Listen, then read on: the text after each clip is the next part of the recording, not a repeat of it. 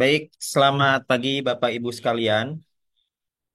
Kita akan segera mulai kegiatan Abjasi Webinar Series 2024 pada sesi satu ini yang akan diisi oleh Pak Roy Kusuma Wardana. Mohon untuk Bapak Ibu sekalian mempersiapkan kameranya, tapi tetap di mute ya Bapak Ibu sekalian karena nanti akan ada sesi foto bersama gitu. Oke, baik. Eh, karena sudah jam 9:01. Saya mulai dulu saja. Bismillahirrahmanirrahim. Assalamualaikum warahmatullahi wabarakatuh. Waalaikumsalam Selamat warahmatullahi pagi, wabarakatuh. Bapak Ibu sekalian. Terima kasih sudah bergabung dalam acara Abjasi Webinar Series sesi satu ini. Saya izin memperkenalkan diri dulu. Nama saya Hafiz Kautsar Hilmi. Saya adalah pengurus Asosiasi Pengguna Jasa Security Indonesia. Yang mana dalam hal ini saya mewakili eh, para jajaran pengurus Abjasi mengucapkan terima kasih banyak untuk Bapak Ibu yang sudah bergabung hadir bersama kegiatan pada pagi hari ini.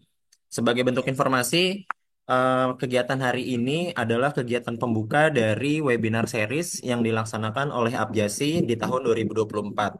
Nantinya Bapak Ibu sekalian bisa mengikuti series-series webinar lainnya. Kita ada 3 tema, termasuk tema hari ini. Silakan Bapak Ibu semua follow Instagram Apjasi di @apjasi_id untuk mengetahui informasi lebih lanjutnya atau coba cek di website Apjasi apjasi.or.id untuk informasi selanjutnya. Nah, eh, bagi Bapak Ibu yang belum menjadi anggota Apjasi juga, kami sangat terbuka untuk menawarkan apa namanya, untuk menawarkan Bapak Ibu sekalian untuk bergabung bersama Apjasi menjadi anggota Apjasi karena banyak sekali benefit seperti konsultasi keamanan, seperti informasi-informasi keamanan juga akan Bapak Ibu dapatkan ketika Bapak Ibu sudah bergabung bersama anggota Apjasi. Jadi silahkan jika ingin bergabung menjadi anggota, bisa mendaftarkan diri melalui website Apjasi di apjasi.or.id. Baik Bapak Ibu sekalian, karena hari ini kita memulai acara di sesi satu, jadi sebelum acara mohon izin Bapak Ibu sekalian, saya ingin ambil foto dulu. Mohon untuk menyalakan webcamnya Bapak Ibu sekalian. Baik. Baik, saya hitung sampai 3. 1, 2, 3. Oke. Oke. Oke, saya ulang ya Bapak Ibu. Mohon maaf. Tadi belum. Oke, baik. Saya ulang. 1, 2, 3. Oke, baik. Terima kasih banyak Bapak Ibu sekalian yang sudah bergabung.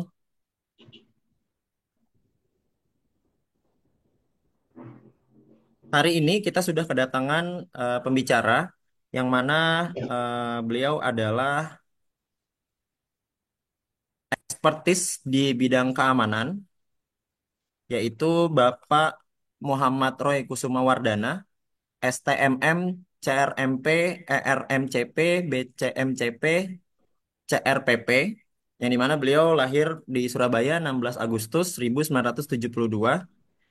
Beliau berpengalaman 25 tahun sebagai lead auditor, trainer, konsultan sistem manajemen pengamanan, SMK, Risk Management, Business Continuity Management System, dan beliau juga aktif sebagai advisor di Asosiasi Pengguna Jasa Security Indonesia sejak tahun 2020 sampai hari ini, juga sebagai Ketua Indonesia Continuity and Resilience Association atau INCRA pada tahun 2022 sampai hari ini. Juga Bapak Ibu sekalian bisa melihat track record dari Bapak Muhammad Roy Kusuma Wardana yang sudah hari ini hadir pada pagi hari ini hadir di tengah-tengah kita untuk mengisi materi pada sesi hari ini. Baik, mohon izin saya mungkin menyapa dulu Pak Roy. Pak Roy, apa kabar Pak Roy? Alhamdulillah, Mas Hafiz. Sehat, Hafiz. Baik, terima kasih Pak Roy sudah bergabung bersama kami. Sama-sama. Ya, Pak Roy, untuk selanjutnya mungkin 1 jam ke depan Pak Roy akan mengisi materi dan berbagi informasi juga pengalaman mungkin ya Pak Roy untuk bapak-bapak atau ibu-ibu sekalian yang ada di Zoom meeting pada pagi hari ini. Mungkin bisa dimulai saja Pak Roy. Baik. Terima kasih. Ya, ya dari saya. Baik, Pak Hafiz, Bapak Ibu sekalian, eh, Pak Ketua, pengurus Abjasi yang kami hormati, dan rekan-rekan penggiat keamanan yang saya hormati. Terima kasih atas partisipasinya hari ini.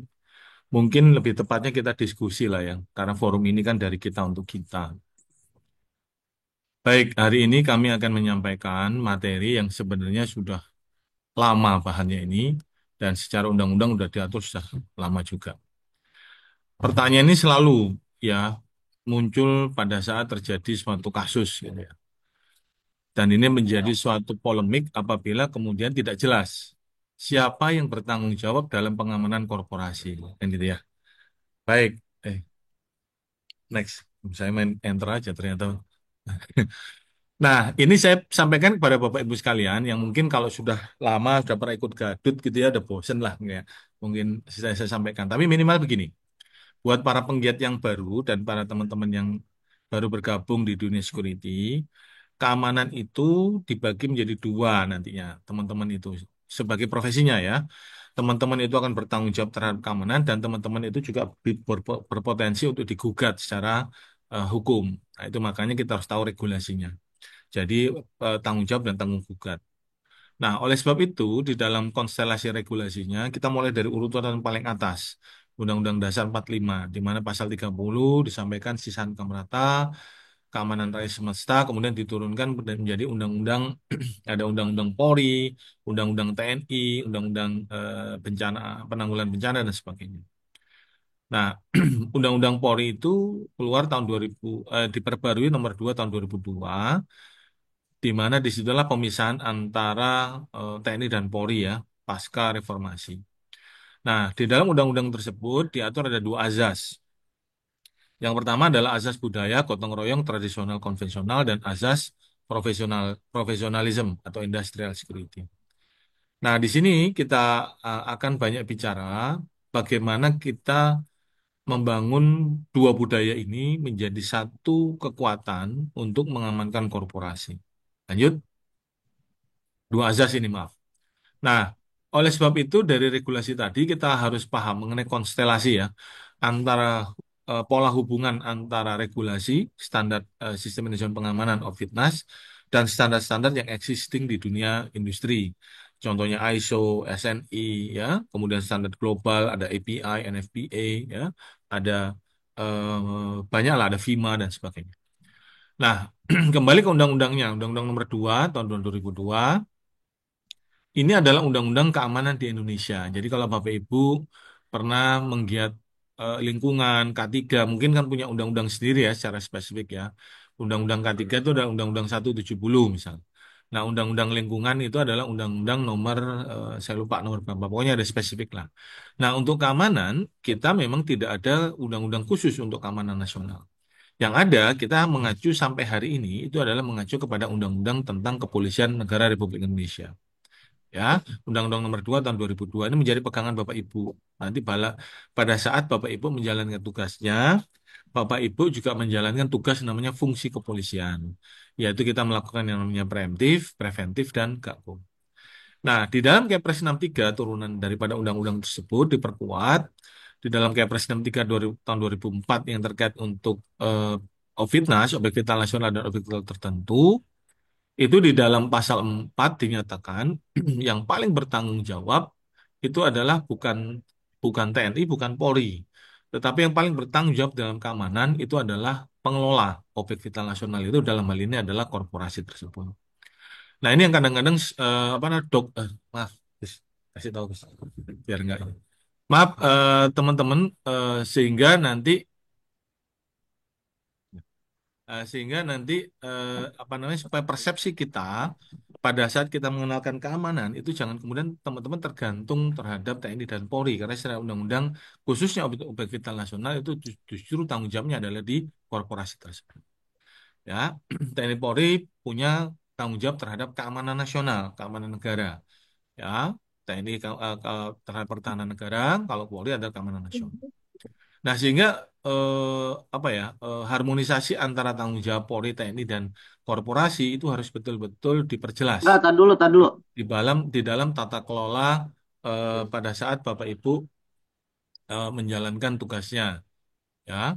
Nah, kemudian turunannya dari Kepres 63 ini adalah Peraturan Polisi Nomor 7 Tahun 2019. Perpol 2000, Nomor 7 2019 ini adalah permutakhiran daripada Perkap 24 2007 yang kaitannya dengan sistem manajemen pengamanan yang kemudian dielaborasi dengan Perpol 13 ya tahun 2017 kalau nggak salah kemudian digabungkan menjadi Perpol 0719. Nah, ini khusus untuk SMP untuk objek vital nasional dan objek vital tertentu. Nah, di dalam struktur SMP itu akan diperjelas Bapak Ibu, siapa yang paling bertanggung jawab. Nah, karena selama ini kan persepsi pimpinan itu kalau sudah ada TNI Polri seolah-olah pimpinan tidak disuruh diam aja bisa. Eh, Seolah-olah teman-teman itu tidak apa seolah-olah nggak ada tanggung jawab gitu loh di dalam korporasi tersebut. Nah, ini yang harus kemudian dipahamkan bahwa TNI Polri hanya membantu ya terhadap korporasi tersebut dalam mengelola keamanannya. Oke. Nah, ini diperjelas dalam perkabanya. Nah, kemudian ini berinteraksi dengan standar internasional, banyak standar internasional, ISO 9000, 14000, 45000 dan sebagainya. Termasuk ada British Standard 16000 yang khusus bicara masalah security management system. Ya, British Standard bukan international standard ya kawan-kawan. British Standard itu adalah standarnya Inggris gitu ya. Sama dengan SNI. Tapi Inggris sudah lebih maju standarisasinya karena dia berani mengatur masalah sistem manajemen pengamanan secara standarisasi. Kalau kita kita lebih kuat berdasar hukumnya bukan berarti kita kalah dengan Inggris, tapi kita lebih kuat kita dalam bentuk peraturan, yaitu peraturan kepolisian. Nah, kemudian turunannya ada SKKNI, itu mengatur kompetensi dan sebagainya. Nah, di dalam SKKN Indonesia itu ada tiga yang diatur, yaitu Garda Utama, Garda Madya, dan Garda Pratama. Nah, kemudian diimplementasikan di objek vital nasional tertentu, karena kemudian dipertimbangkan.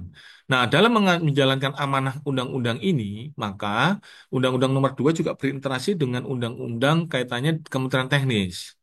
Karena yang menentukan objek vital nasional itu bukan polisi, bukan TNI. Yang menentukan objek vital nasional secara regulasi itu adalah Kementerian Teknis. Kenapa Kementerian Teknis? Karena Kementerian Teknis yang memiliki tanggung jawab terhadap pencapaian target yang diberikan amanah oleh undang-undang. Baik itu undang-undang APBN, undang-undang kaitannya Kementerian Teknis, dan sebagainya. Contoh misal, kenapa teman-teman SDM, Kementerian SDM itu menetapkan banyak ratusan objek vital nasional ya. Karena mereka punya target kalau di sektor migas 1 juta barel misalnya di hulu migas. Nah, pencapaian 1 juta barel itu bukan tanggung jawab TNI dan Polri, itu adalah tanggung jawab Kementerian Teknis. Ya, nah Kementerian Teknis tidak boleh ada unsur gangguan keamanan. Oleh sebab itu berkolaborasi, apa namanya, minta tolong ke TNI Polri untuk ikut mengamankan infrastruktur di sektor migas. Di minerba sama, di perhubungan sama, dan lain sebagainya. Oleh sebab itu, kita juga harus paham bahwa interaksi dari undang-undang tersebut juga mengacu kepada undang-undang PT, undang-undang perseroan terbatas. Karena bagaimanapun, Bapak Ibu, banyak perusahaan itu adalah bentuknya adalah perseroan terbatas. Lanjut. Nah, di dalam konteks pertanggungjawabannya, kita mengacu dalam konsep GRC. Keamanan itu adalah bagian daripada GRC. Governance, Risk and Compliance yang sekarang lagi digadang-gadang ya. Ya sebenarnya ilmu ini sudah lama sekali ya, hampir sekitar 15 tahun yang lalu dikenalkan. Tetapi sekarang Indonesia dengan adanya tiap direksi ada ESG gitu ya. Kemudian sekarang ada peraturan Menteri BUMN yang khusus spesifik mengatur masalah GRC, GCG, Risk and Compliance. Nah, itu kemudian menjadi sesuatu yang sebenarnya cukup baik ya untuk aspek pengamanan menjadi salah satu poin di mana keamanan itu adalah bagian dari salah satu pilar di dalam good corporate governance, yaitu pilar manajemen risiko, kepatuhan dan audit. Oke, lanjut. Nah, lanjut. Nah, di dalam pedoman good corporate governance itu kita tahu bahwa tugas fungsi daripada direksi itu ada 5 tugas utama. Yang pertama adalah kepengurusan, ya, cari profit and loss, ya, memanage perusahaan, mencari proyek baru, ya, mengembangkan bisnis dan sebagainya. Kemudian yang kedua adalah manajemen risiko, ya. Kemudian yang ketiga adalah pengendalian internal. Keempat adalah komunikasi dan kelima adalah tanggung jawab sosial. Inilah salah satu peran utama direksi di dalam pedoman GCG yang mengacu kepada Undang-Undang PT, Undang-Undang 40 tahun 2007, di samping kewenangan lainnya. Nah, di dalam manajemen risiko, direksi harus menyusun, ya, melaksanakan sistem manajemen risiko perusahaan yang mencakup, ya, seluruh aspek, ya, seluruh aspek di dalam kegiatan perusahaan. Untuk pengambilan keputusan strategis, untuk analisis untuk pengembangan bisnis dan sebagainya harus ada analisis risiko.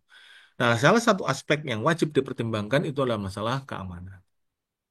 Oleh sebab itu, di kotak kuning ini kami menyampaikan di dalam Undang-Undang 40 2007 dinyatakan dalam pasal 98 bahwa pengurus bertanggung jawab mewakili kepentingan perusahaan di luar dan di dalam pengadilan.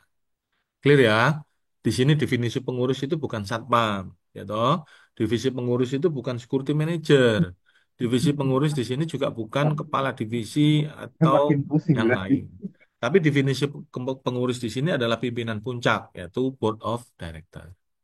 Kemudian di dalam Kepres 63 sampaikan tadi bahwa pengelola objek vital opter bertanggung jawab terhadap pengamanan objek vital nasional dan objek vital tertentu tersebut. Kemudian di dalam Perpol 07 2019 di elemen 1 dinyatakan pimpinan puncak Kopitnas dan objek vital tertentu berkomitmen dan bertanggung jawab dalam penerapan sistem manajemen pengamanan. Nah, dari slide ini sebenarnya sudah menjelaskan jawaban dari pertanyaan judul webinar kita. Jadi secara undang-undang, secara regulasi, secara code of practice, secara code of conduct, yang paling bertanggung jawab terhadap keamanan itu adalah pengurus suatu perseroan terbatas.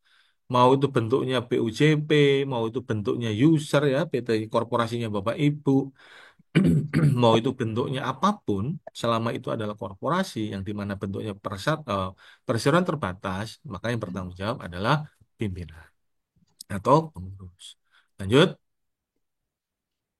Nah, di dalam konteks manajemen risiko, kita lihat kadang-kadang manajemen risiko keamanan itu pengalaman saya Bapak Ibu menjadi juri di grup Astra, itu kurang lebih sekitar hampir 4 tahun kami berjalan, itu selalu tapi ini tidak terjadi hanya di Astra ya, tapi kebetulan karena Abjasi banyak pesertanya dari Astra, itu selalu dipersepsikan seolah-olah keamanan itu hanya tanggung jawab Satpam.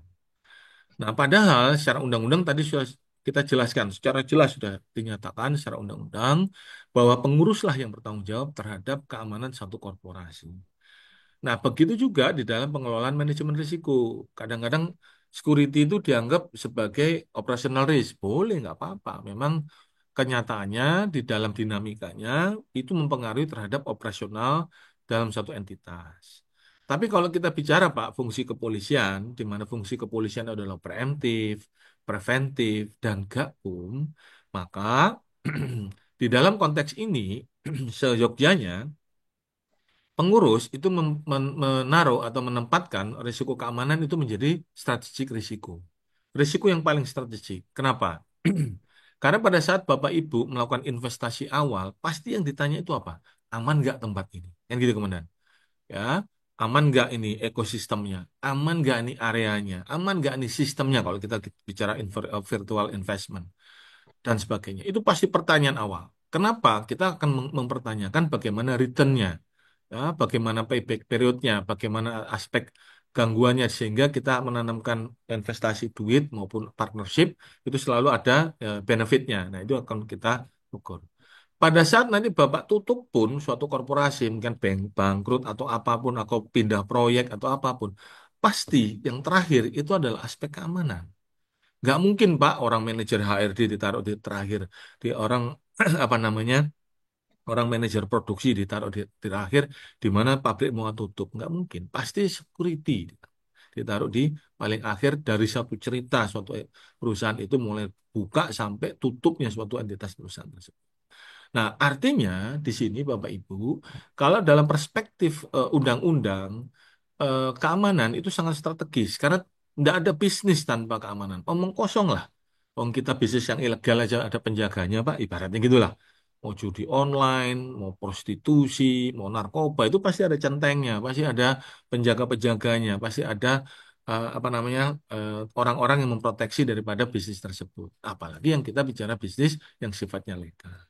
Dan ini supaya perspektif daripada pimpinan itu meyakinkan bahwa keamanan itu adalah sesuatu yang persyaratan utama, salah satu persyaratan utama dalam bisnis, selain modal, selain kompetensi, dan sebagainya. Nah, oleh sebab itu, di dalam slide ini kita ingin menerangkan bahwa di dalam kita menetapkan visi, misi, kebijakan, dan sebagainya, kita harus memasukkan unsur keamanan di dalam value kita, di dalam budaya kita, di dalam GCG code kita, ya, sehingga budaya itu menciptakan budaya integriti, profesional, dan menciptakan perilaku-perilaku yang aman. Karena kalau kita tidak aman, Pak, baik itu pengurusnya maupun anggotanya, anggota itu maksudnya pegawainya, mitranya, dan sebagainya, pasti ada aspek-aspek gangguan keamanan. Ya, yang ujung-ujungnya adalah menciptakan kerugian yang tidak mencapai tujuan daripada organisasi. Nah, ini harus menjadi embedded, harus menjadi kesatuan di dalam kita menciptakan status strategic risk, mulai dari perusahaan itu berdiri sampai perusahaan itu berkembang sampai perusahaan tutup itu harus ada aspek keamanan di salah satu strategic risk yang akan yang merupakan adalah tanggung jawab terhadap pimpinan tertinggi atau pengurus atau board of director. Itu tujuan daripada ini. Termasuk di dalam RKAP ya, di dalam RJP itu harus ada Pak aspek-aspek itu atau nilai-nilai itu di dalam pengelolaan suatu korporasi. Lanjut. Nah, di dalam enterprise risk management atau risk management korporasi, sistem manajemen risiko korporasi, menurut Bapak Ibu nih, supaya kita interaktif ya. Menurut Bapak Ibu, keamanan itu di risiko mana? Yang jauh nih, kalau saya boleh nanya. Monggo, Bapak Ibu, menurut Bapak Ibu di mana? Mau di grup chat boleh, mau langsung jawab boleh. Silakan. Menurut Bapak Ibu, keamanan itu di mana, Pak? Apakah di technical risk, apakah di operational risk, apakah di commercial risk, atau di financial risk atau control risk? Di mana menurut Bapak Ibu? Monggo, silakan. Ada yang bisa jawab? Di Monggo Bapak Ibu. teknologi dan operasional risk, Pak. Baik, Operasional risk, Pak. dengan Pak Bambang, Pak Agus Bambang. Makasih Pak Agus Bambang kontribusinya. Lainnya, mohon izin, Izin, Bapak Ibu. Rudi Silakan. Ardamis, Pak. Izin, Pak Rudi. Ya, keseluruhan ya, Pak. Baik, makasih Pak Rudi. Yang lain, monggo Pak. Silakan. Pak Izin Pak Roy Bima. dengan Bima Pak Roy. Ya, Pak Bima. Masya Allah. Silakan Pak Siap Bima. Komandan. Izin ya. Kalau menurut kami sih sepertinya ada di keseluruhan ya. Siap, siap, siap. Baik, Terima kasih Pak Pak Roy. Bima. Ya, Izin Pak Mbak Meta, Roy. Pak Agus sama Pak sama tadi. Pak Ardi. Pak Rudi. Baik, makasih. Baik, Pak Andra, makasih banyak. Jadi betul yang disampaikan Bapak-Bapak itu semuanya. Jadi kenapa semuanya? Begini Pak, contoh nih ya. Misal kita bicara technical risk, ya. Technical risk itu bicara masalah specification engineering side, gitu ya. Di dalam konsep keamanan, kita pasti mengenal ada namanya tiga pilar, yaitu human, teknologi, dan sistem. Nah, di dalam konsep gangguan keamanan, kita juga harus bisa memilih ada dua, yaitu gangguan keamanan yang sifatnya kriminal dan gangguan keamanan yang sifatnya non kriminal. Nah, di technical risk kenapa ada aspek ya, makasih Pak Supriyadi. Kenapa ada aspek keamanan? Karena sabotase itu bisa Pak dari aspek technical risk. Contoh, paling gampang saja. Bapak misal orang maintenance yang ditugasi melakukan preemptif, prediktif atau maintenance biasalah gitu. Itu kalau Bapak tidak melakukan maintenance, pasti mesin itu jebol, Pak. As simple as that. Nah, artinya itulah yang dinamakan dengan technical risk. Nah, otomatis gangguan keamanan itu bisa masuk dari semua aspek. Begitu juga dengan operational risk yang disampaikan oleh Pak Agung tadi, Pak Agus tadi. Betul, kalau operational risk itu yang utama ya, di mana kita mengendalikan suatu korporasi harus kita jaga itu. mulai bahan baku masuk sampai produk itu keluar. Nah, tetapi bukan berarti di commercial risk tidak ada. Commercial risk bisa, Pak, terjadi gangguan keamanan. Contoh paling simpel. Dulu ada salah satu industri semen, ya, saya nggak sebutin PT-nya. Dia waktu itu melakukan supply chain-nya menggunakan extra bagging. Extra bagging itu extra sak gitu, Pak. Kantong kantong apa namanya? Semen ya. Di tiap transporter dikasih 5. Nah, transport di tiap truk itu dikasih 5, terus di tiap transporter diajarin cara melakukan rebagging, pengantongan ulang apabila terjadi kerusakan terhadap hal tersebut. Singkat cerita, Bapak Ibu, extra bag itu tas apa kertas apa kantong-kantong semen yang sisa itu akhirnya dijadikan upaya penipuan oleh toko bangunan. Caranya gimana? Simpel, Pak. Jadi ada semen-semen yang lebih murah dari semen yang punya extra bag itu akhirnya dijebol, dimasukkan ke kantongnya dijual. Nah, ini kan sudah menjadi tindak pidana toh. Dan ini kan juga bisa menyerang yang namanya brand. Itu yang dinamakan dengan commercial risk. Nah, suatu ketika terjadi eskalasi Bapak Ibu di daerah Jawa Tengah dimasukkan ke apa namanya ke satu media online di mana extra bag itu diisi sampah. Dengan tagline-nya di media itu dibilang PTX ini menjual sampah. Oh, ini luar biasa Bapak Ibu. Secara komersial risk itu dirugikan karena itu brandingnya dirusak. Sehingga masuk ke internasional, sehingga kantor pusatnya mereka di Swiss melakukan upaya-upaya yang cukup radikal, merubah sistem supply chains, merubah ke sistem pengantongan dengan sesuatu yang cukup mahal, tapi akhirnya mengamankan daripada siklus tersebut. Nah, itu yang dinamakan dengan commercial risk, di mana ada unsur keamanan di situ. Financial risk jelas, financial risk ada Bapak Ibu sibuk jaga masuk keluar traffic mobil, traffic orang di dalam korupsi, ya toh. Habis itu dilakukan melakukan penggelapan. Kemudian dilakukan ada namanya manipulasi dan sebagainya. Itu adalah tindak kejahatan. Dan itu adalah bagian daripada keamanan. Jadi Bapak Ibu memandang keamanan jangan terlalu sempit, jangan hanya physical security. Nanti seolah-olah cyber attack atau serangan cyber itu dianggap bukan keamanan. Loh, itu bagian dari keamanan. Dan itu bagian dari undang-undang keamanan. Oleh sebab itu, Polri memiliki kesatuan-kesatuan yang bisa menjawab semua potensi gangguan keamanan tersebut, termasuk serangan cyber.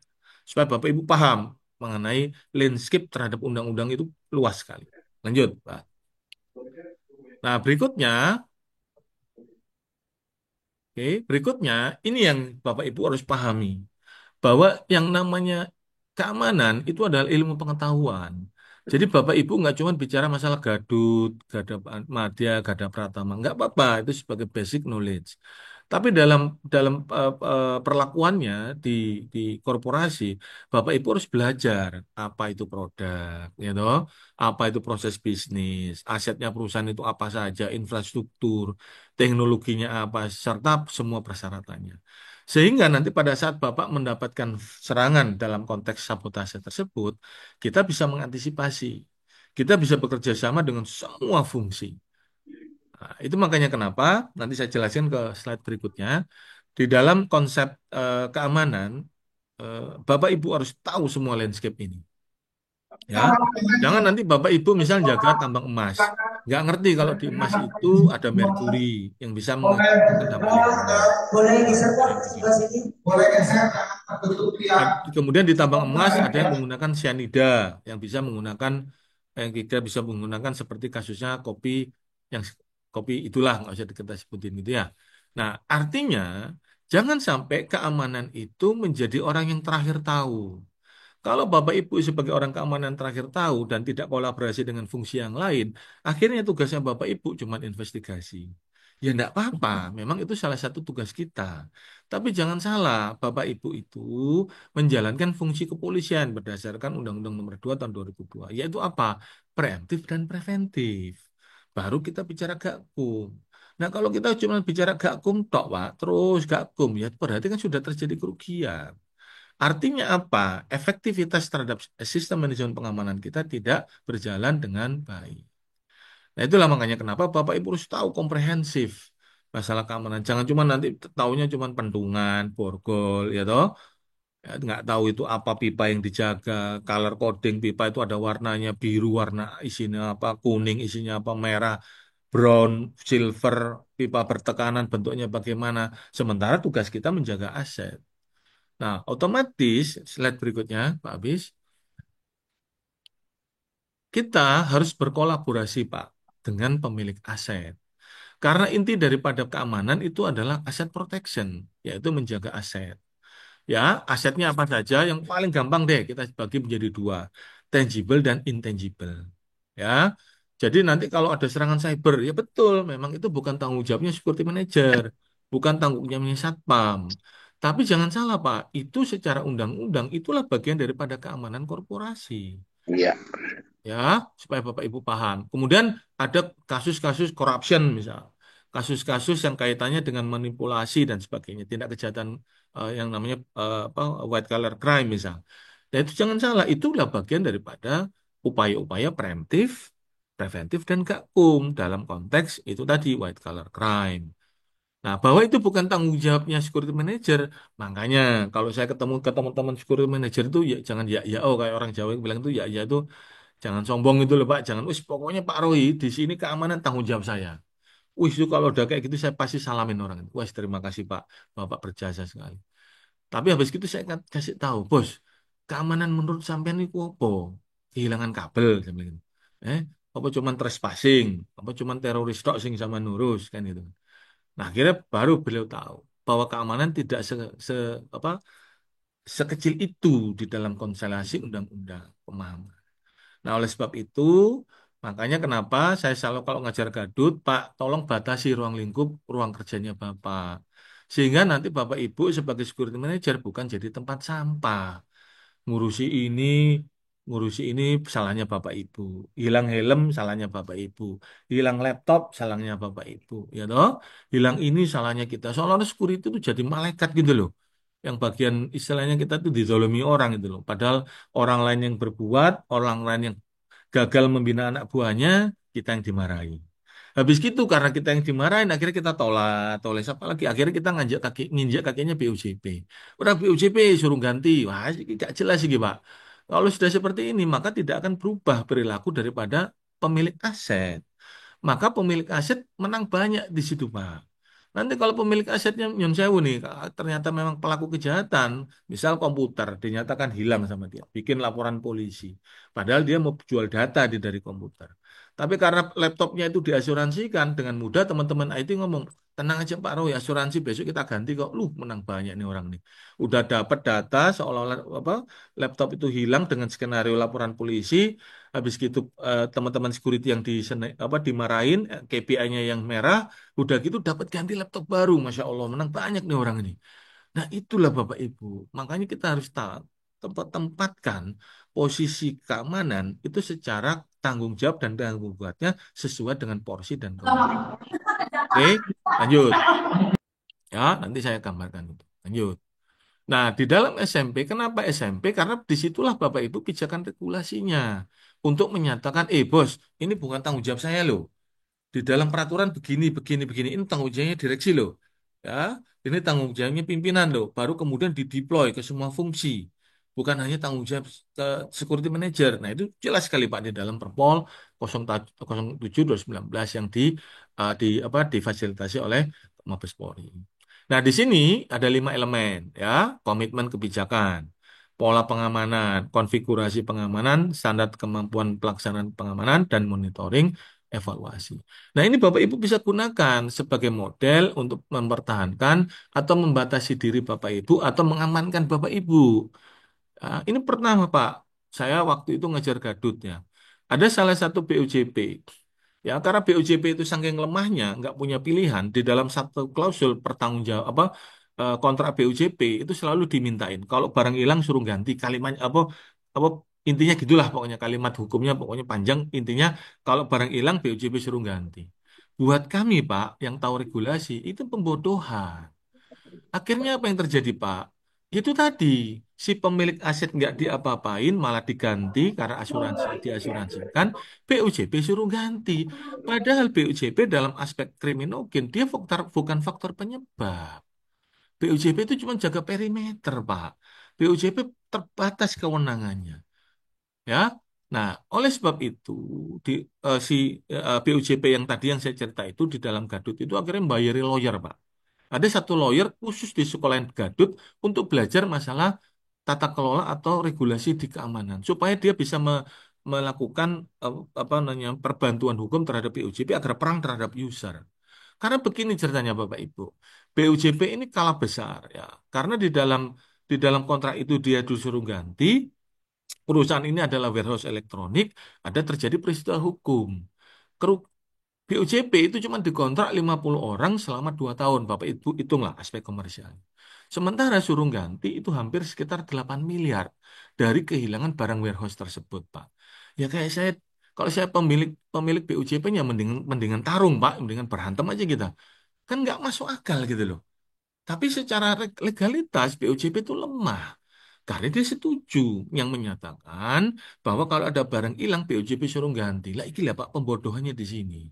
Dan ini bertahun-tahun sampai hari ini kita masih berpraktek seperti itu.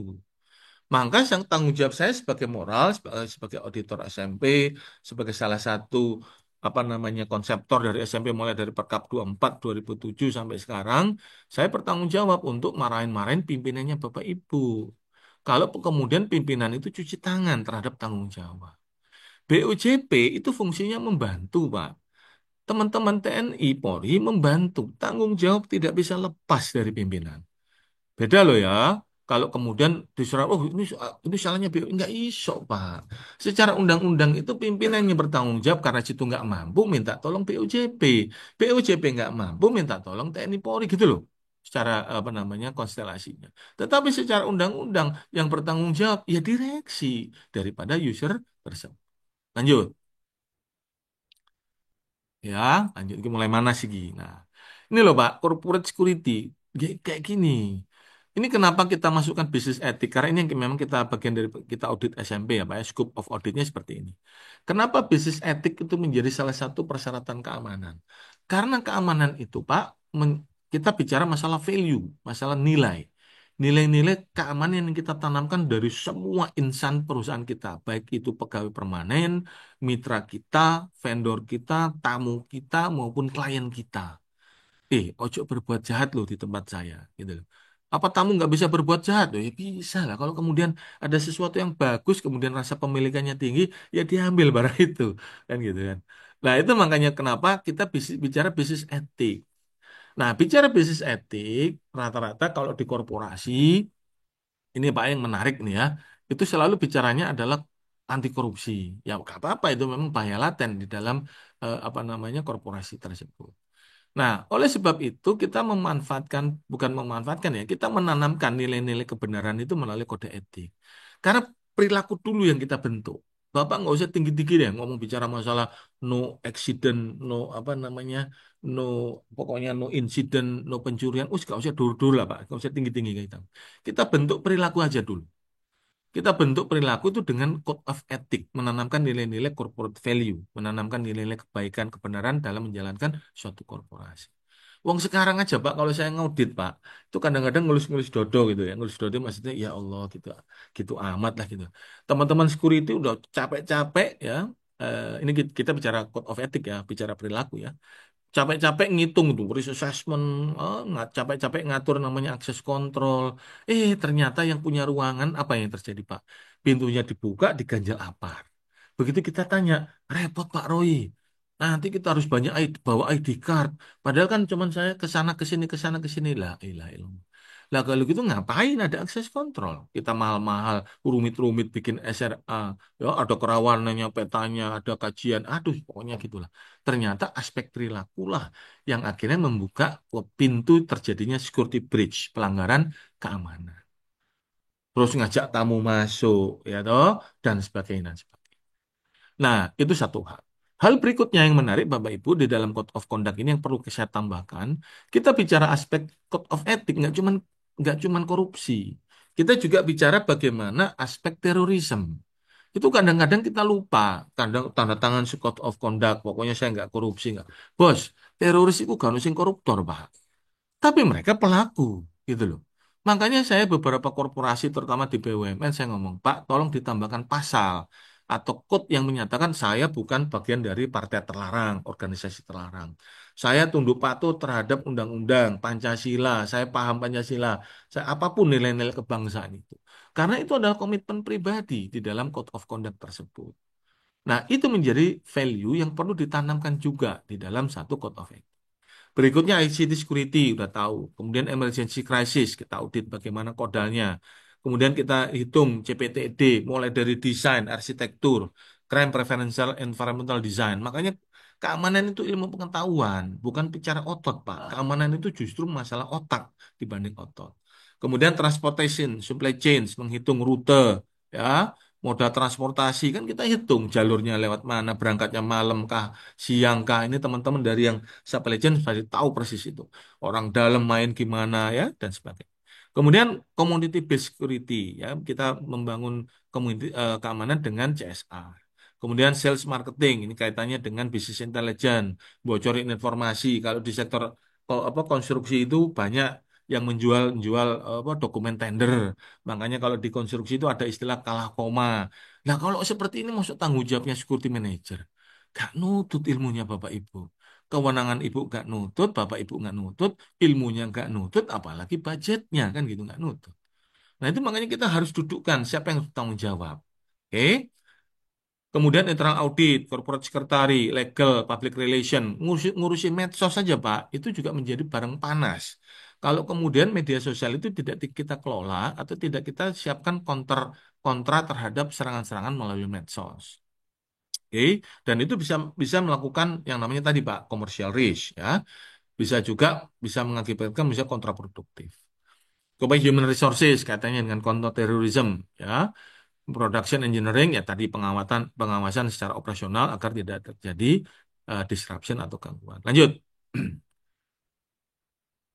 Nah, ini loh Pak gambarannya. Ini kita jelas nih landscape-nya. Yang namanya sistem manajemen pengamanan itu semua yang pagar kuning ini Pak. Ya, di mana BOD itu harus punya KPI keamanan, ya.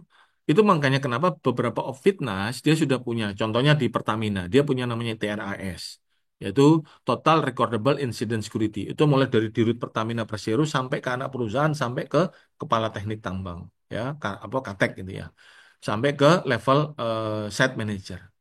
Kemudian di PLN dia punya namanya MATLEV, maturity level. Itu mulai dari dirut sampai ke anak perusahaan sampai ke level apa namanya GM atau minimal SRM kalau di pembangkitan, di transmisi, di distribusi dan sebagainya. Artinya apa, Pak? Teman-teman sudah menerjemahkan secara ansih, secara utuh bahwa direktur salah satu KPI-nya itu adalah masalah keamanan. Ya, ini diatur dalam undang-undang, bukan katanya tentara, katanya polisi, bukan. Undang-undang yang mengatur. Nah, oleh sebab itu, karena ini tanggung jawab direksi, maka semua organ di bawah organ direksi ikut bertanggung jawab, termasuk Bapak Ibu sebagai security manager, sebagai satpam. Bedanya Bapak Ibu dengan di luar fungsi non security itu apa sih? Bedanya Bapak Ibu itu punya KTA ya, kalau Bapak yang certified ya, Gadut misal. Begitu Bapak Ibu punya KTA, maka Bapak Ibu memiliki fungsi satpam, fungsi kepolisian yang tiga tadi. Preemptif, preventif, dan gakum. Bapak Ibu punya kewenangan. Ya, betul. Terima kasih Pak Nyoman Wijaya. Betul, di PLN itu ESG-nya juga masalah satu parameternya adalah masalah keamanan. Itu sudah dimasukkan Pak di tempatnya Pak Nyoman mungkin di Main ID Group kan beliau ada di smelting ya di anak perusahaannya Freeport itu sudah bukan juga dimasukkan di dalam KPI korporasi. Ini wajib Pak. Kalau kemudian tempatnya Bapak Ibu belum ada ya pelan-pelan ajarin bosnya. Kalau enggak ya nanti undang saya enggak apa-apa, nanti saya marah-marahin bosnya enggak apa-apa. Paling enggak dibayar gitu. Tapi yang penting message-nya tersampaikan gitu loh Pak. Nah, di dalam BOD ini loh Pak dasar hukumnya sampean.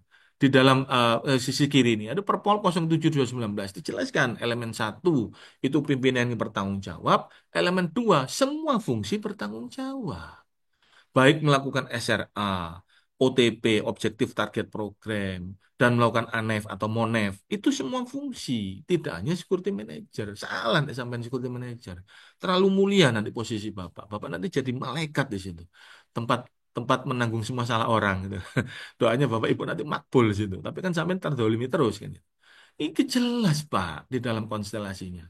Nah, kemudian Saya batasin yang kuning, yang putih ini. Inilah kalau kita bicara rootnya ya terhadap security manager. Semua punya KPI. Nah, ini yang saya bilang, karena Bapak punya KTA, Bapak Ibu punya KTA, maka Bapak Ibu dinamakan Satpam, Satuan Pengamanan. Di luar fungsi itu adalah yang namanya corporate keamanan atau dinamakan aset protector atau aset protection. Nah, kenapa? Karena Bapak punya kewenangan tadi, fungsi kepolisian terbatas, preventif, dan tugasnya Bapak ini aja Pak Turjawali, Intelijen Investigasi Awareness Advisor. Advisor dalam sisi teknis. Contoh, misal saya manajer accounting nih Bos. Ya, manajer accounting itu bertanggung jawab terhadap dokumen. Pak, Bu, jangan ngeremehin dokumen loh ya. Dokumen itu punya 3 nilai. Nilai apa namanya administratif, nilai keuangan, dan nilai hukum. Yang paling baik nilai hukum Pak. Jangan nanti kehilangan dokumen, nyalain keamanan. Keamanan itu nggak ngerti rupanya dokumen itu apa. Sementara kalau dokumen hilang, siapa yang dipenjara, Pak? Direksinya sampean. Karena apa? Nanti dibilang sama KPK, sama APH, apa aparat penegak hukum nih. Mana ini? Ada kontrak kok nggak ada dokumennya? Karena dokumen hilang. Sementara dokumen itu di dalam aturan PSAK harus disimpan 10 tahun. Nah kalau tanggung jawabnya security manager, ya Bapak nggak punya kewenangan, nggak ngerti ilmunya, nggak cukup anggaran sampean ngatur itu. Makanya manajer accounting lah yang bertanggung jawab. Manajer keuangan lah yang bertanggung jawab menjaga asetnya dia. Supaya gak bocor, supaya gak hilang, supaya gak ngerepoti direksi. Nanti direksi udah pensiun dipanggil. Kan tipikor 18 tahun, Pak, masa kadaluarsanya. Kan nggak lucu, Pak. Nah, ini makanya kenapa kita harus tahu filosofi keamanan dalam konteks regulasi. Supaya enak jalannya. Minggelnya itu enak. Siapa berbuat apa, CB-nya jelas, HTCK-nya jelas, hubungan tata caranya jelas, dan sebagainya. BUJP juga jelas. BUJP itu bagian daripada organ ini. Karena security manager nggak mampu, minta tolong BUJP. Karena security manager nggak mampu, minta tolong TNI Polri dengan Jaspam tadi. Jelas ya? Tugasnya Bapak itu cuma ini aja sebenarnya secara undang-undang. Ya, Turjawali, pengaturan, penjagaan, pengawalan, dan patroli. Intelijen ya di samping di sini termasuk manajemen risiko ya, SRA kan tanggung jawabnya Bapak. Di dalam Bapak menerapkan ini. Nah, bagaimana menerapkan di dalam konteks SMP? Ini Pak ada pola pengamanan, bentuk, sifat, sasaran, area kodal, konfigurasi PAM, fisik dan non fisik. Ini bukan hanya tanggung jawabnya teman-teman Departemen Keamanan. Ini tanggung jawabnya semua Pak, karena ini tanggung jawabnya direksi secara sistem. Contoh, bentuk keamanan langsung tidak langsung. Emang orang accounting tidak melakukan itu. Orang accounting, Pak, taruh itu apa namanya lemari besi, tak kunci. Apa itu gak langsung, Pak? Kan ini bentuk pengamanan. Saya taruh CCTV, saya lakukan audit yang namanya audit dokumen. Itu kan kita melakukan operasi penutup apa sifat pengamanan terbuka dan tertutup. Tiap harus ada laporan, kita cross check, ya toh. Sasarannya apa? Ya itu tadi supaya tidak boleh data bocor, dokumen nggak boleh hilang, nggak boleh disalahgunakan. Areanya apa? Ya ruangannya dia, ruangan keuangan, kan gitu. Kodalnya siapa? Ya saya sebagai manajer accounting, Pak manajer keuangan, kodalnya ada di saya harian. Bukan ada di security manager, enak bener. Habis gitu kalau kemudian ada dokumen hilang, security manager yang rapotnya merah, kan nggak fair, Bos. Itu makanya kenapa D-1 salah satu level di bawah direksi D-2 ya 2 level di bawah dari D-3 harus memiliki KPI keamanan sehingga pemilik aset kalau ada apa-apa hilang dia dulu yang rapotnya merah bukan security manager terlalu mulia security manager terus gitu karena bapak nanggung salahnya orang terus nanti bapak stres sendiri gitu loh ya ini clear ini dalam sini mudah-mudahan bisa clear tugas Binwasdal Pak tugas semua orang Pak pengembangan SDN sistem teknologi tugas semua orang jangan nanti oknumnya orang warehouse yang salah kita yang nyolong kita disalahin contoh nih saya kali contoh nih Pak ada satu perusahaan korporasi saya nggak perlu ngomong ini di industri ketenaga listrikan ngeluarin barang bekas Pak yang sisa proyek. Yang main orang warehouse, ya toh, orang procurement, ya toh, main semua tanda tangan sesuai SOP, barang ini keluar. Emang security bisa apa? Emang sampean bisa intercept? Nggak boleh. Wong ini sesuai SOP, Pak. Sampean mau ngomong apa? Akhirnya ke barang itu keluar toh. Begitu barang keluar, refurbish, Pak. Itu memang kriminal murni ya. Plate number diganti, nah, nitip ke vendor yang mereka sudah pilih. Orang procurement juga main. Kemudian dilakukan pengadaan. Barang ini masuk lagi, Pak. Seret. Secara prosedural, emang security bisa apa? Kan nggak bisa apa-apa, sampai nggak punya kewenangan. Masuk nih. Begitu 2 3 kali ada yang bagiannya nggak rata, akhirnya kan bunyi lah di dalam rantai kejahatan itu. Baru security baru tahu, ternyata ini kejahatan toh. Itu makanya kenapa stoplah menyatakan bahwa Bapak Ibu yang paling berwenang dalam keamanan. Bapak Ibu nggak bicara seperti itu kalau undang-undang. Ilmunya Bapak Ibu gak nutut, kewenangan gak nutut, anggarannya gak nutut. Tapi akhirnya Bapak Ibu sibuk diinvestigasi. Bukan itu Pak fungsi kepolisian. Ada preemptif, ada preventif. Oleh sebab itu, pola pengamanan ini semua melaksanakan yang sisi kiri ini, yang non-function, non-fungsi security. Oleh sebab itu dalam artinya nanti ada RASCI, job desk, budget, KPM, MONEF. Ini harus risk based dan ini harus dilakukan yang semua fungsi termasuk di luar fungsi keamanan. Clear ya? Oke, nanti ada dialog. Lanjut, bis. Pak Abis, paham. Nah, iki loh Pak tanggung jawab Satpam, ya, pembantu polisi dalam hal melaksanakan fungsinya. Dia memiliki fungsi kepolisian terbatas atau kewenangan kepolisian terbatas atau territorial gibit. Sifat dari pelaksanaan kewenangan tadi Pak, preemptif, preventif, dan gakum. Ya, itu orang yang punya KTA yang melakukan itu. Orang yang tidak melakukan KTA, dia melakukan bentuk pengamanan tadi, Pak. Langsung, tidak langsung, sifat tertutup, terbuka, sasaran, area, dia yang mengendalikan. Wong Bapak Ibu kalau di sektor migas saja nggak boleh patroli kalau misal satpam ke area proses kan nggak boleh. Nah, terus kita tanya, kalau ada kejadian kriminal siapa yang tanggung jawab? Security. Ya nggak fair, patroli nggak bisa, Bapak Ibu masuk aja nggak bisa. Kan gitu kan. Nah itu makanya kenapa harus semua fungsi bertanggung jawab. Harus pengurus, harus direksi yang bertanggung jawab. Gak cukup kewenangannya Bapak Ibu. Ya, kemudian Satpam bisa bertindak preemptif dan sebagainya tertangkap tangan. Lanjut.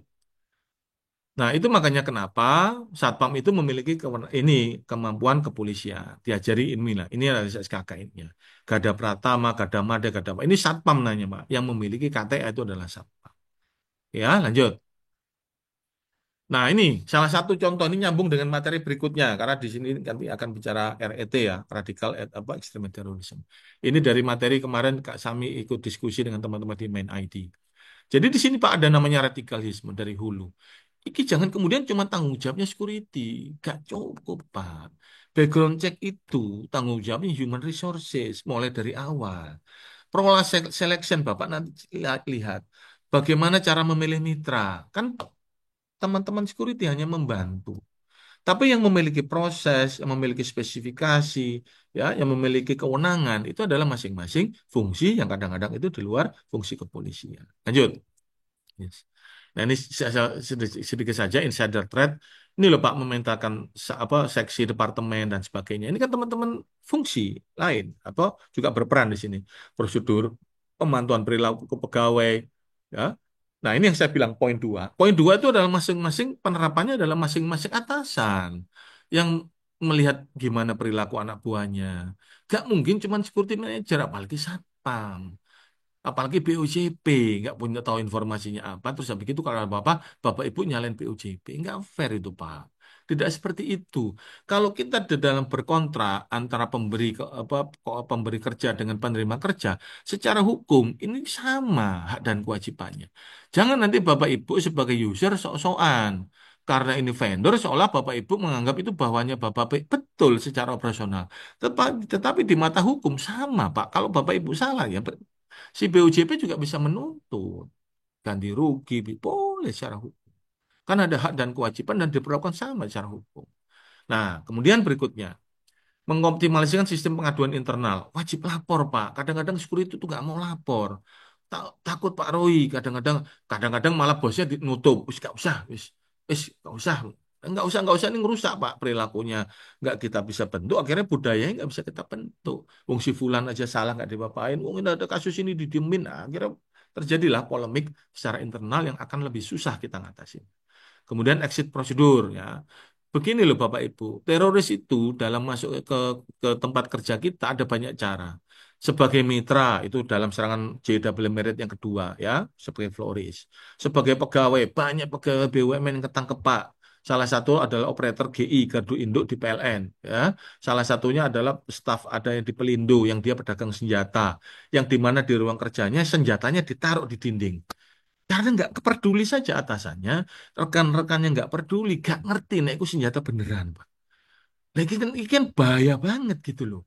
Nah itu makanya kenapa jangan kemudian terlalu rely on terhadap security manager, satpam, di mana kewenangan terbatas, ilmunya terbatas, budgetnya terbatas.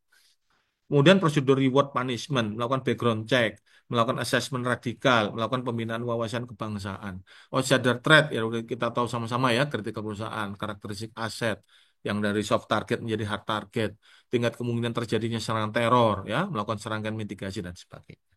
Nah, ini ada Perban BNPT yang mungkin Bapak Ibu sebagai acuan, ada Perban nomor 3 tahun 2020. Nah, teman-teman MRT sudah pernah dilakukan audit ya, kerjasama dengan Kopassus, mereka sudah pernah simulasi keadaan darurat. Yang saya ingatkan dalam konteks terorisme, di dalam prosedurnya terorisme Bapak Ibu, nggak cuman pada saat main, pada saat terjadi serangan. Udah terlambat, Bos. Bapak Ibu harus bicara mulai dari hulu, bagaimana RET itu tidak terjadi. Bagaimana kita melakukan background check, supervisory management terhadap perilaku, melakukan community based security, menjadikan intelijen sebagai kekuatan di dalam kita melakukan kontra intelijen. Ini basic, Pak. Tapi ini yang melakukan tidak hanya security manager, semua fungsi harus melakukan. Karena ini tanggung jawab pimpinan secara undang-undang. Lanjut. Saya pikir sudah selesai ini. Baik, saya pikir itu slide terakhir. Tagline saya hari ini adalah keamanan adalah peradaban dan ilmu pengetahuan. Kalau Bapak nggak bisa mengelola keamanan, berarti Bapak Ibu tidak beradab sama dengan saya. Karena masih kita perlu belajar. Karena ilmu keamanan adalah ilmu pengetahuan. Contoh, Pak, kita sudah bicara A sampai D, kadang-kadang maling itu sudah bicara F sampai G. Nah, itu makanya kenapa ilmunya selalu berkembang. Mau Bapak mulai kunci T sampai kita menggunakan serangan pakai drone, itulah kaitannya dengan ilmu pengetahuan keamanan. Selalu berkembang dan keamanan sekali lagi doktrinnya tidak cuma otot, tetapi justru kita mengandalkan otak di dalam bagaimana kita melakukan kontra intelijen, bagaimana kita menyusun desain strategi keamanan, bagaimana kita menyusun security risk assessment, bagaimana kita membangun bisnis, membangun infrastruktur, membangun kekuatan arsitektur, bangunan yang aman dan sebagainya. Maka oleh sebab itu teruslah belajar dan tetaplah waspada. Kenapa tetap waspada? Bapak Ibu, kalau bicara keamanan, kita menggunakan dua doktrin kalau di dalam likelihood atau kemungkinan. Yang pertama doktrin kita adalah Black Swan Theory. Artinya Pak, walaupun kondisi Bapak aman, itu justru kalau buat kita itu tidak aman. Karena apa? Kita harus bisa membaca di air yang tenang, itu ada potensi gelombang terjadi. Itu yang dinamakan dengan Black Swan Theory. Itu yang terjadi dengan kasusnya WTC. Ya, WTC itu adalah Black Swan Theory, Pak, yang menyatakan tidak semua angsa putih hanya menemukan satu angsa hitam. Hanya cukup satu kejadian untuk menyatakan tempat Bapak Ibu tidak aman. Sama dengan kasus Mabes Polri, diserang anak muda ZA, cewek pula, nembak, dan sebagainya. Nah, kemudian berikutnya adalah butterfly effect. Ini yang harus kita kalkulasi. Butterfly effect itu, Pak, sekali kejadian itu repot kita. Itu sama dengan kejadian WTC. Satu kejadian tapi luar biasa efeknya. Multiplier effect itu ke ekonomi, ke sosial, ke budaya dan sebagainya. Nah, itu oleh sebab itu kita tidak ada toleransi terhadap keamanan. Tetaplah waspada. Kalau ada bos yang harus perintah turun, turun Pak bosnya. Kalau Bapak jadi bos, turun Pak. Kasih contoh. Jangan nanti seperti ada beberapa perusahaan Pak. Ya, perusahaan ini adalah salah satu di industri pupuk lah. Nyolongnya itu pakai mobilnya kepala kompartemen. Kepala kompartemen itu satu level di bawah direksi. Karena satpamnya takut Pak, tiap masuk keluar mobil itu dihormatin. Padahal sopirnya main Pak, nyolong kabel. Nah, inilah salah satu faktor budaya yang harus kita rubah. Dan pemimpin tertinggilah yang bisa merubah budaya. Karena budaya yang efektif itu dirubah melalui top down, yaitu lead by example. Tapi sistem yang baik atau risk management yang baik dibangun dari bottom up. Dari feeding dari bawah menuju ke atas untuk membuat suatu kebijakan. Demikian, terima kasih. Mudah-mudahan manfaat. Mohon maaf lahir batin. Saya serahkan ke Hafiz. Akhirul kalam. Wassalamualaikum warahmatullahi wabarakatuh. Waalaikumsalam warahmatullahi Waalaikumsalam wabarakatuh. warahmatullahi Terima kasih Waalaikumsalam banyak wabarakatuh. Pak Roy warahmatullahi atas wabarakatuh. Terima kasih, Pak Roy. penyampaian materinya pada pagi hari ini. Waalaikumsalam Pak Sangat Roy. insightful untuk kita berdiskusi selanjutnya. Oke, baik. Bapak-bapak, ibu-ibu sekalian, sebelum kita masuk ke sesi tanya jawab, mohon untuk mengisi dulu link absen yang sudah saya kirim di kolom chat, karena kalau tidak mengisi link absen, nantinya tidak akan mendapat e-sertifikat dan materi dari webinar pada pagi hari ini. Monggo Bapak, Ibu sekalian untuk mengisi. Ya, Pak. Ya, untuk mengisi link absen terlebih dahulu sebelum sebelum berakhir sesi pada pagi hari ini. Baik, kita akan masuk ke sesi tanya jawab, Bapak Ibu sekalian. Kami akan mengambil tiga penanya saja yang sudah bertanya di kolom chat. Ini sudah ada dua. Monggo Bapak Ibu sekalian, jika ada pertanyaan bisa langsung disampaikan ke kolom chat ya. Oke, ya. Baik, yang pertama ada Pak Tomin Rohyana. Mungkin Pak Roy bisa langsung menjawab ya. Ini ada dua pertanyaan yang disampaikan oleh Pak Tomin Rohyana. Yang pertama, apakah risiko jika suatu perusahaan tidak menjalankan salah satu dari empat strategi risk tersebut? Dan apa sih sebenarnya yang harus kita lakukan, Pak Roy? Yang kedua, apabila kita tahu di salah satu area tempat kerja kita sangat rawan, terjadinya risiko keamanan, misalnya seperti pencurian aset. Ketika kita sudah koordinasi perihal tersebut dari pemilik aset dan tidak ada tindak lanjut perbaikan, padahal dari kami sudah memberikan beberapa saran. Sedangkan jika terjadi kehilangan, pihak security yang pasti ditanyakan, tindak lanjut apa yang harus kita lakukan? Terima kasih, selamat pagi. Baik, Baik, ini akan langsung dijawab oleh jawab. Pak Roy dari Pak Tomin. Silakan Pak Roy. Baik, Pak Tohin, pertanyaan bagus sekali karena itu faktual ya di lapangan. Pertama, Pak, saran saya di dalam konteks risiko, Bapak menjalankan tugasnya aja dengan baik. Artinya begini, Bapak sebagai penanggung jawab keamanan tetap melakukan namanya security risk assessment sesuai dengan metodologinya. Sampaikan, Pak, seutuh mungkin ya kepada para manajemen. Mau itu develop atau tidak itu bukan urusan kita, tapi secara operasional itu tanggung jawab kita. Nah, kenapa saya bilang begini? Ini kita belajar dari kasusnya Pelumpang ya. Saya kebetulan auditor waktu itu ya, eh, auditor SMP di Pertamina Pelumpang. Kita sudah kasih masukan bahwa ada nama buffer zone itu sebenarnya udah lama banget ya. Buffer zone itu sebenarnya udah lama banget. Nah, artinya pelaksana di lapangan harus tetap melaksanakan, Pak. Kalau tidak, kemudian ada masuk baris krim, kemudian Bapak tidak melakukan tugasnya sesuai dengan job desk-nya, maka ada unsur kelalaian di tempatnya Bapak Ibu. Sama dengan poin kedua, Pak Tomin. Yang Bapak lakukan, laporin aja, Pak. Perkara itu nanti manajemen nggak gubris, nggak masalah. Itu adalah tantangan kita untuk kita merubah paradigma para pimpinan dengan adanya laporan-laporan tersebut. Nah, supaya melindungi Bapak dari semua tuduhan apapun, ya sesuaikan lapornya publish saja. Bila email for all, perkara orang itu tersinggung yang tadi nggak mau tindak lanjut, nggak masalah. Tapi kita melakukan social pressure terhadap beliau, supaya beliau itu mau bertanggung jawab terhadap apa aset yang melekat di tempatnya beliau. Baru kemudian nanti pelan-pelan Bapak belajar mengenai SMP, terapkan SMP secara utuh. Sehingga semua fungsi punya KPI. Yang dimana tadi kalau tadi terjadi peristiwa seperti nomor dua, nggak mungkin dia nggak tindak lanjuti. Karena nanti KPI-nya akan diukur dan KPI-nya orang itu akan merah.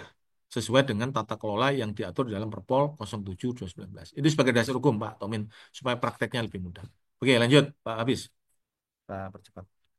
Baik, terima kasih Pak Roy atas jawabannya. Ini ada lagi Pak Roy yang bertanya dari Pak Gavin Narendra Utomo. Pertanyaannya adalah bagaimana pola pengamanan untuk mereduksi potensi adanya gangguan ancaman terorisme pada perusahaan dan sebatas mana peran security dalam tindakan pertama untuk pencegahan terorisme. Monggo Pak Roy untuk dijawab bagaimana sih pola pengamanan untuk mereduksi adanya ancaman terorisme pada perusahaan dan sejauh mana peran security dalam tindakan pertama untuk pencegahan terorisme. Silakan Pak Roy. Baik.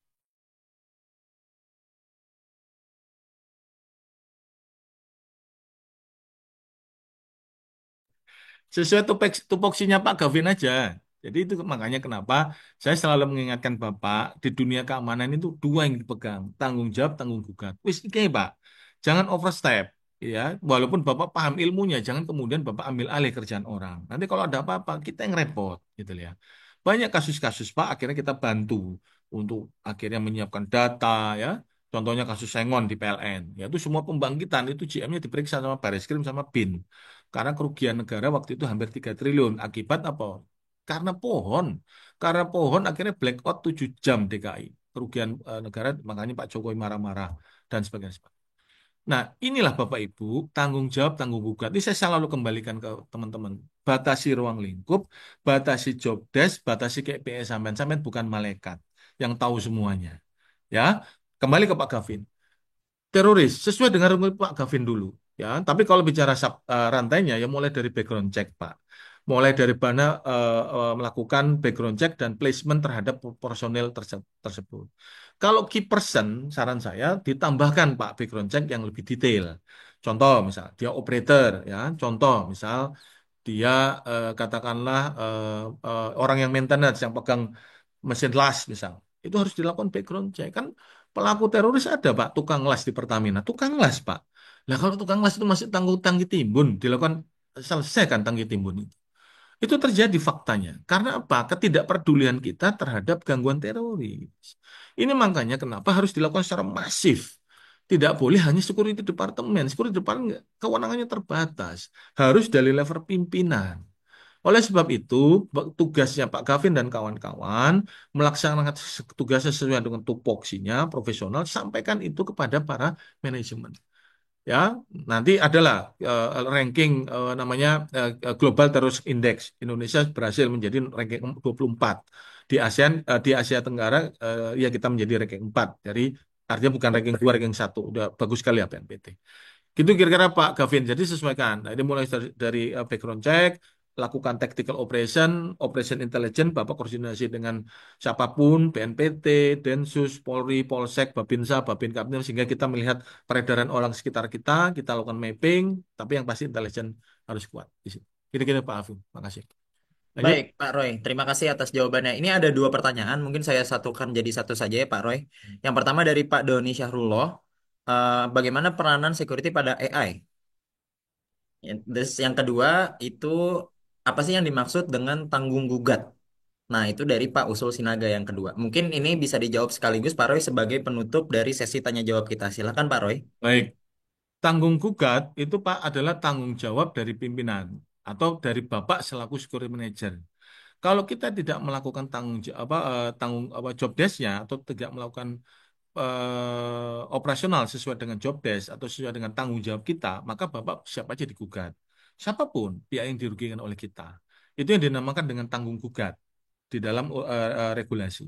Tanggung jawab itu melekat di dalam kita sebagai posisi dalam struktur organisasi. Ya, maka kalau tanggung tanggung gugat itu menempel ke siapapun, Pak, ke individu dalam suatu korporasi. Bisa saja satu staf itu bisa kita gugat. Contoh di dalam Undang-Undang PDP, Undang-Undang Perlindungan Data Pribadi. Ada satu orang yang kemudian membocorkan informasi, padahal dia bukan tanggung jawab di situ. Tanggung jawabnya adalah teman-teman IT misal. Tapi kita bisa gugat secara hukum karena dia pelaku daripada kejahatan tersebut, yaitu membocorkan Undang-Undang PDP. Nah, itu yang dinamakan tanggung gugat dan tanggung jawab. Nah, kalau dengan AI, saran saya, Pak Doni, manfaatkan AI seperti yang kami sampaikan. Secara umum kan di keamanan ada tiga pilar, yaitu teknologi, ada human pertama, teknologi dan sistem. Ini paling basic lah, doktrin yang paling basic. Manfaatkan AI itu sebagai upaya teknologi. Contohnya apa? Bapak Ibu lengkapi kameranya Bapak Ibu dengan face recognition. Itu kan salah satu fungsi AI yang di mana Bapak Ibu bisa membuat apa namanya pembatasan akses dengan menggunakan biometrik. Biometrik apa? Muka kita. Itu satu. Kedua, kita juga bisa tahu tamu kita ini siapa. Visitor kita itu siapa. Nah, kalau kemudian Bapak kembangkan ke teman-teman dari intelijen, dari BIK atau dari manapun, potensi-potensi mitra Bapak atau teroris itu bahkan kebaca. Ini pernah kejadian di Asian Games. Asian Games teman-teman Pak Movit menerapkan AI di dalam CCTV-nya dan akhirnya tertangkap Pak. Ada satu orang yang betul-betul memang apa jaringan teroris yang akan masuk ke stadion GBK. Nah, itu yang bisa dioptimalkan Pak Doni. Itu contoh praktiknya yang langsung yang bisa Bapak laksanakan. Begitu juga yang lain dengan kita menggunakan pelaporan ya. Makanya kenapa keamanan itu basicnya harus lapor, Pak. Kalau Bapak tidak lapor, dan Bapak tidak menggugurkan unsur pidananya. Kalau ada kejadian kita nggak lapor dalam konteks hukum, kita turut serta dalam kegiatan itu. Nah, kalau kita sudah lapor, Bapak sudah menggugurkan unsur pidana yang ada di Bapak. Itu makanya budaya lapor. Artinya begini loh, Pak. Dari laporan-laporan tersebut yang terus terang, Pak, di Indonesia itu yang masih langka, itu adalah kita bicara masalah data mining terhadap status kejahatan. Di mana di dalam korporasi-korporasi, sehingga kita itu punya crime index di dalam perusahaan tersebut. Nah, ini kalau kita pakai AI, cepet, Pak, bacanya. Gampang. Sampai nggak usah bikin aplikasi, nggak usah. Masukin aja data itu, biarkan AI itu bekerja. Kira-kira begitu Pak Doni yang mungkin bisa secara praktek. Satu lagi Pak tadi sampaikan Pak Nyoman ya masalah ESG. Sudah dimasukkan Pak Nyoman itu salah satu contoh best practice-nya di PLN. PLN sudah memasukkan itu dan saya yakin di MNID juga sudah. Artinya direksi juga punya tanggung jawab melekat terhadap keamanan itu bagian daripada tanggung jawab ESG yang memang itu berdasarkan tanggung jawab dari peraturan Menteri BUMN atau yang persyaratan-persyaratan investor yang lain. Demikian Pak Hafiz sebagai penutup. Mohon maaf lahir batin. Semoga manfaat. Akhirul kalam. Wassalamualaikum warahmatullahi wabarakatuh. Silakan. Waalaikumsalam warahmatullahi wabarakatuh. Terima kasih Pak Roy untuk semua Wabarakatuh. jawaban dan penyampaian materinya. Untuk Bapak Ibu sekalian, jika ingin masih ada pertanyaan, silakan Bapak Ibu bergabung bersama grup Abjasi Sharing Group di WhatsApp. Nanti Bapak Ibu bisa berdiskusi dengan Pak Roy juga dan beberapa pengurus dari Abjasi dan juga beberapa ekspertis di bidang keamanan sehingga jika ada pertanyaan terkait dengan aktivitas pengamanan di perusahaan, silakan kita berdiskusi melalui grup tersebut dan tolong untuk mematuhi aturan grup yang sudah ditentukan di deskripsi grup. Baik, Bapak Ibu sekalian, sebagai bentuk informasi, hari ini adalah hari pertama, sesi pertama dari rangkaian webinar Abjasi 2024. Nah, kita masih ada dua tema lainnya, Bapak Ibu sekalian, yang dimana tema selanjutnya adalah yang akan disampaikan oleh Bapak Leonard Abdul Aziz sebagai security expert yang juga Ketua Umum dari Asosiasi Pengguna Jasa Security Indonesia pada tanggal 25 Oktober 2024 di jam yang sama Bapak Ibu jam 9 sampai jam 10. Ini terkait dengan bagaimana sih menentukan strategi operasional aktivitas pengamanan di perusahaan. Kalau kita tadi sudah membahas tentang fundamentalnya, peraturan-peraturannya, bagaimana struktur organisasi yang bertanggung jawab atas pengamanan perusahaan. Kita masuk ke tema selanjutnya di tanggal 25 Oktober, yaitu cara tepat menentukan strategi operasional aktivitas pengamanan di perusahaan. Nah, selanjutnya di sesi ketiga, maaf, di sesi ketiga kita akan bicara terkait dengan apa saja sih fundamental strategi aktivitas pengamanan perusahaan. Jadi ini sangat wide sekali, sangat luas sekali, dan sangat teknikal sekali tema-tema dari Abjasi Webinar Series 2024 ini. Maka diharapkan nanti pada Jumat 8 November 2024 yang akan diisi oleh Pak Suwana Tegema sebagai security practitioner yang juga pengurus Abjasi akan membawakan tema aktivitas pengamanan perusahaan. Jadi Bapak Ibu sekalian diharapkan untuk tetap stay, untuk tetap menunggu dan tetap bergabung bersama Abjasi Webinar Series 2024 karena akan banyak sekali diskusi-diskusi yang seru. Nanti kita juga bisa melanjutkan diskusi di grup. Kami akan membuka chatnya selama seminggu ke depan. Nanti kita setelah seminggu ke depan kita akan berdiskusi dan sebagainya. Baik, Bapak Ibu, terima kasih atas hari ini. Terima kasih sudah bergabung. Terima kasih sudah berdiskusi. Jangan lupa follow IG Abjasi di @abjasi_id untuk mengetahui informasi selebihnya. Untuk Bapak Ibu yang belum bergabung bersama anggota Abjasi, silahkan cek abjasi.or.id. Di sana Bapak Ibu bisa mendaftar sebagai anggota Abjasi yang mana Bapak Ibu akan mendapatkan banyak sekali benefit dari Abjasi seperti konsultasi keamanan, juga informasi terkait dengan keamanan. Baik, itu saja yang bisa saya sampaikan. Terima kasih sekali lagi. Saya atas nama pengurus Abjasi mengucapkan banyak terima kasih. Eh, Mohon maaf jika ada kesalahan, mohon maaf jika ada salah-salah kata. Billahi taufiq wal hidayah. Wassalamualaikum warahmatullahi wabarakatuh. Waalaikumsalam. Waalaikumsalam. Terima kasih Pak Roy. Selamat pagi, Waalaikumsalam salam aman warahmatullahi semuanya. wabarakatuh. Ketemu lagi Bapak-Bapak. Silahkan bergabung Pak Roy, terima kasih Wih, semua. keren semua. Terima Kita kasih. akan berdiskusi. Terima kasih Pak Roy. Terima kasih. Pak Roy. Bapak-bapak. Izin Pak, Bapak Ibu. Izin Pak Roy. Izin Pak Doni. Daging semua. Aduh, izin. Sehat-sehat semuanya. Izin Pak Roy. Izin Pak. Izin Sehat, Pak. Pak. Izin Pak Rudi. Oke Pak Roy. Terima kasih Pak Roy. Izin Pak.